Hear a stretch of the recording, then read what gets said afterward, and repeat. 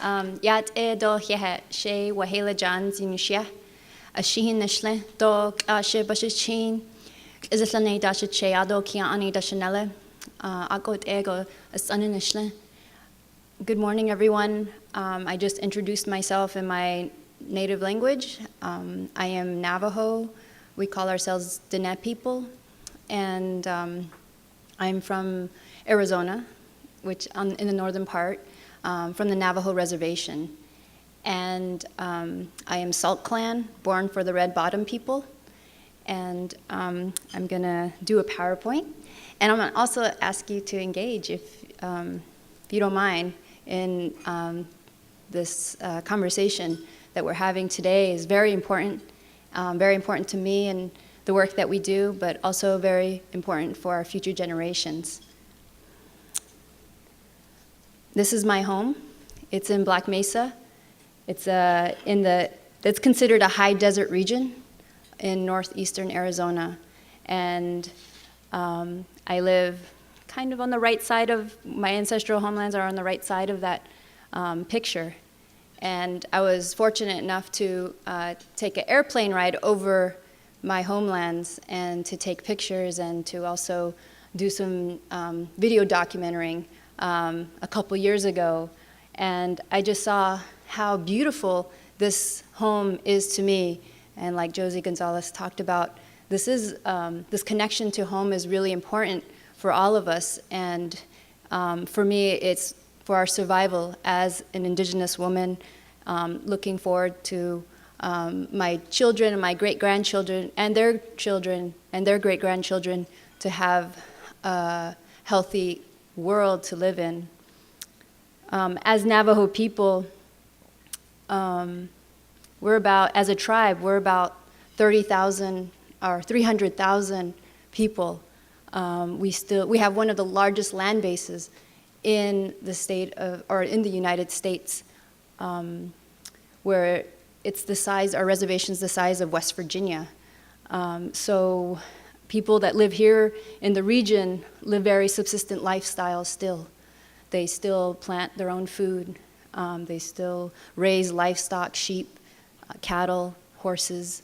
And they still have this perspective of the world that was created for us and an interconnection that ties us to these lands. And for Black Mesa, it's a female mountain to us.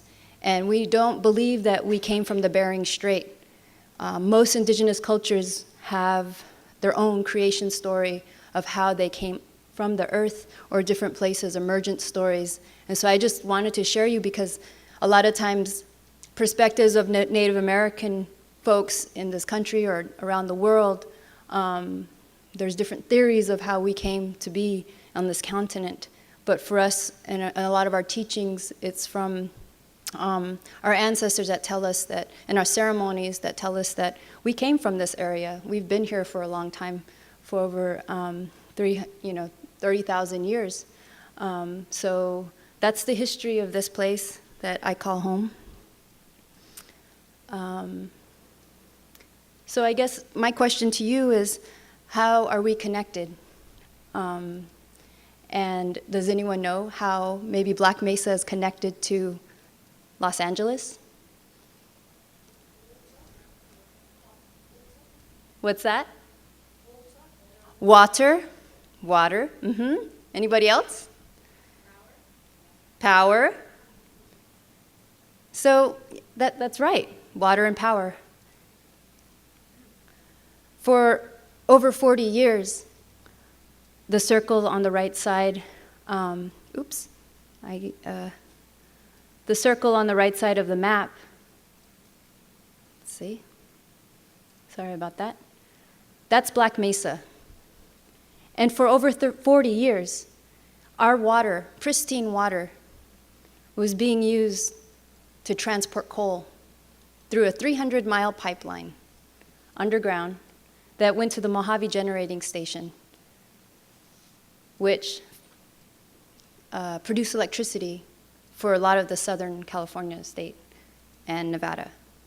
So LA Department of Water and Power, Southern Cal Edison, these are utilities that utilized our coal and our water to generate electricity affordable electricity for cities like Los Angeles, cities like Las Vegas. And on the top part where it says Navajo Generating Station, that power generating station also powers cities like Los Angeles, Las Vegas, and a lot of Arizona. The power plant, there's another power plant where the arrow is near the four corners on the right side. That too, that power plant provides electricity for the city of Los Angeles, Las Vegas, and a lot of Arizona. It's the coal from our lands that is being used to power electricity. It is the pristine water that had been used for over 40 years, our only drinking water that was being used. 3.3 million gallons a day was being left from our homelands to supply this machine to provide electricity for you all. This is the other photos that I took of all of the mining activity that has happened. A scarring on this female mountain that I call my grandma, that I put my prayers to so that my children can have a bright future and a healthy life. And it's hard to see your lands being scarred like this because of power, because of electricity. And that's the connection that I always try to make every time I get the opportunity to come to a place like Los Angeles. We rarely come here. We've been here several times in the past. We brought elders here to make the connection that we are the supplier to meet the people who actually consume the end product of coal development and fossil fuel extraction, to the lights that are on today. And it's an interesting story, and we've been, for about 10 years, our organization has been trying to educate people about the need to transition off coal and the need to push for reciprocity in that we want to transform these lands into places where we can actually do sustainable development, we can actually do renewable energy, and that it doesn't have to come from coal, and that we can build it together, a future together.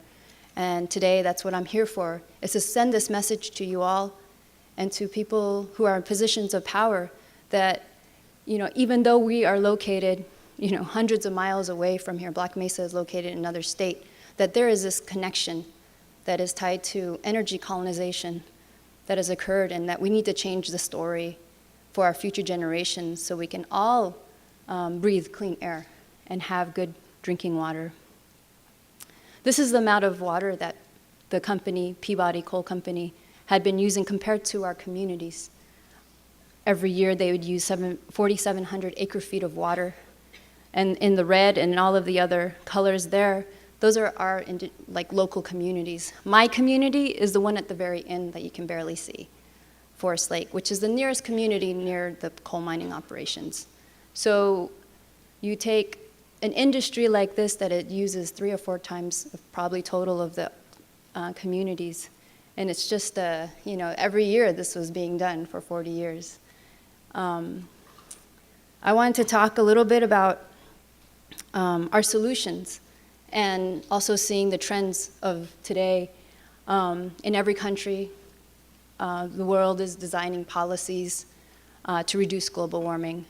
And the global transition to a clean energy economy, I spelled economy wrong, is driving massive new investments in clean energy. These are 2 major trends that we've been following for the past several years, and looking at these policies, whether they're state, local, municipalities, but also in the nations in different countries, that the transition to clean energy is very important, and also clean tech is very, very important in making that transition to a healthier future. I don't have to go into detail, but global warming is a huge issue that is impacting our communities as well. As subsistence farmers and ranchers, we are seeing drought conditions plague our communities, and it's also having an economic impact in our communities because a lot of folks are low income. And So to be able to haul water, we do haul a lot of water in our communities. The price does go up for us. And it's interesting because even though we have supplied about 5 million homes with their electrical needs every year, in our communities, 50% of the people do not have electricity, and 40% of our people do not have running water. But this is also something I've seen in other communities where there's extractive industries, taking the resources, and you go to local communities and they're still hauling their water and they're still, getting their electricity, or they don't have electricity. So we're also trying to seek economic justice in this story.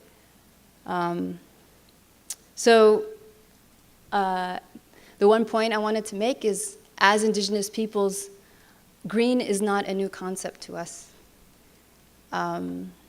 We've always had historic subsistence lifestyle and a harmonious lifestyle that take into consideration family, clans, neighbors, to plan according to the seasons, to plan according to the generations, 7 generations from now.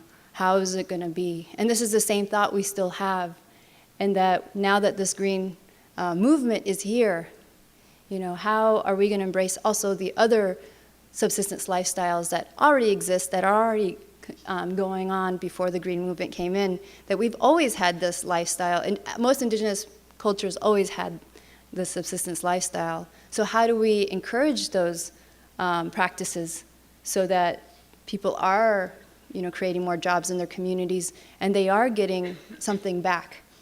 For a lot of our people, farming is just key to our way of life. And we started to look at ways of pushing for green economy initiative, green economy policies to be established so that we can create more jobs. But also we can bring our children back home. Many of our young people do leave the reservation because our economy is in dire need for jobs. It's about 50%. We have high unemployment rates. And when we were thinking about this, green movement, we wanted to make sure that we had something in place so that our children come back, that they can get good jobs, good, well-paying jobs that are in the green sector, whether it's green manufacturing, renewable energy, sustainable ranching, sustainable farming, but also looking at how people are raising sheep and looking at the wool and finding marketable ways to make a living from that wool. So it's really exciting, and if you want to learn more about the green economy initiative that we have, you can go to NavajoGreenJobs.com, which is a really cool website where we mapped out all the green projects that are happening in Navajo Nation, but also how you can get connected to some of those projects if you're interested. When we did take upon this road to push for green economy, we went to our Navajo Nation. And in 2 years ago, 2009, we established a Navajo Green Economy Commission and Navajo Green Economy Fund, where we would have 5 commissioners to oversee a fund that will support local green entrepreneurship. And to this day, this is how it's being set up. We have 5 agencies within our reservation and 110 communities within our reservation. They call them chapters too. And this is the flow chart. Looking back, the 2007 Green Jobs Act. Have any of you heard of that? Yes? Okay. When we saw this Green Jobs Act, we were so excited because it just fit perfectly with what we were trying to do. And the criteria of this Green Jobs Act really educated us about the opportunities of bringing green economy to our communities, but also diversifying our economy so we're not so fossil fuel dependent. Go to the next slide. Oop. So this is a picture of the day that we actually passed the Navajo Green Economy legislation. a lot of young people came, and a lot of people, lobbied to pass this green economy initiative. And a lot of young people were saying, look, I want to work closer to home. A typical family that has about, maybe 3 or 4 men in their family, they usually drive anywhere from 6 to 12 hours on a weekend just to go back home. Because many of them do work in Los Angeles, many of them do work in Las Vegas and Phoenix. And to find jobs outside of the reservation and to do that travel, we just thought it was so heartbreaking that this is very typical in a lot of Navajo families. So how are we going to create an opportunity so that we can create jobs in our community so that we don't have to travel far? And so that was one of the main reasons a lot of young people wanted to support this initiative. And it was youth-led, which was really exciting when you have young people leading this green movement. So that was a very happy day. I was just looking back at this photo. Let's see. There again, this is the solar potential in Arizona. With the circle, that's the Black Mesa region. And we're exploring, one of the projects that I'm working on is we're exploring to see if we can utilize those scarred lands, the reclamation lands, the abandoned mine lands, to see if they can be suitable for solar development. So this is talking about the transition that we need to make from coal to renewable energy.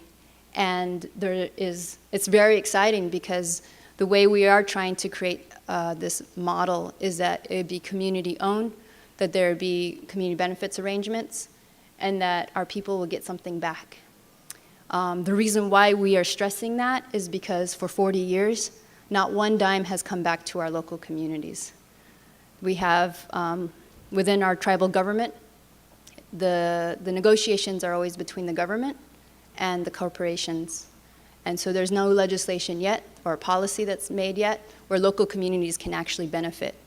So with this project that we're trying to do, we can generate anywhere up to 6 megawatts of solar power in this region.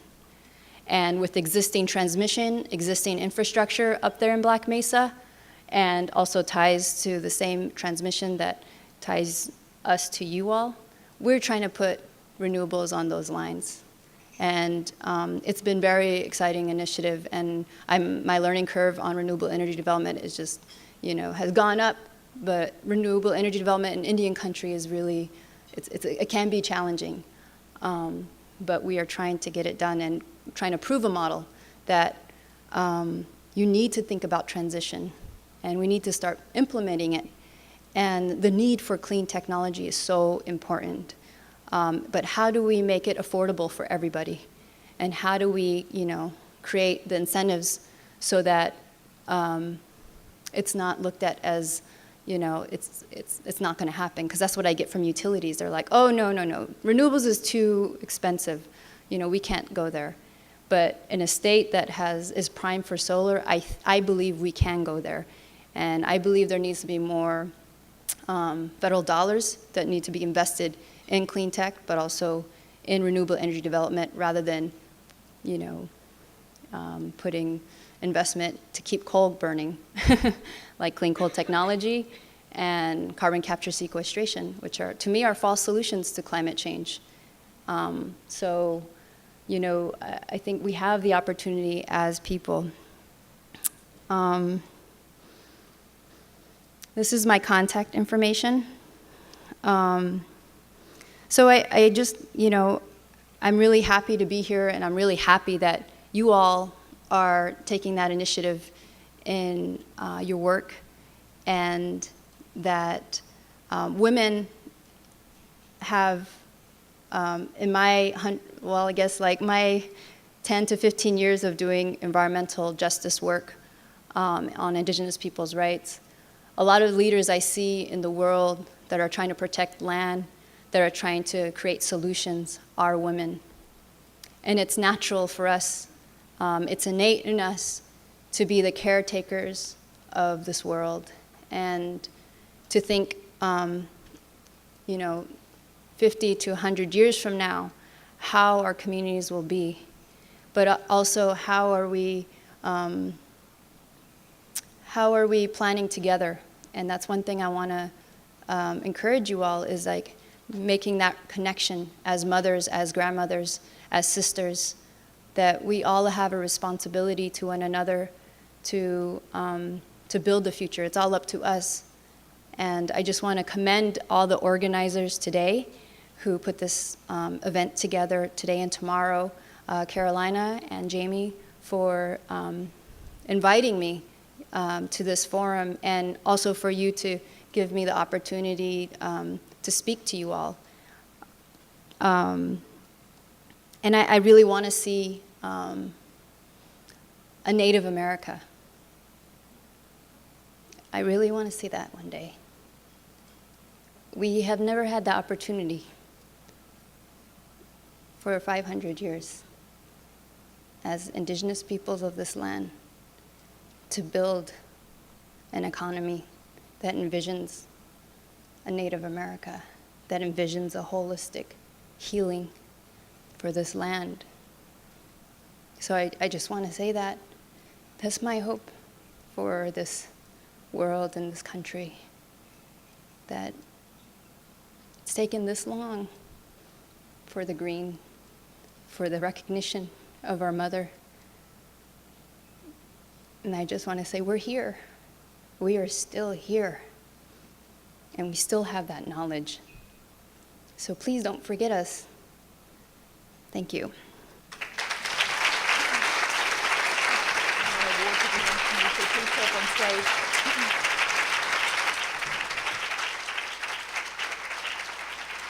Thank you, Wahleah. Really moving story, and thank you for all your hard work. I would like to present you with the Women in Green Trailblazer Award. This is a certificate of recognition for all your hard work, and from the global community. And of course, this is the Women in Green Forum, so the award is made out of 80 to 90% of post-consumer materials, locally made in California. Thank you so much.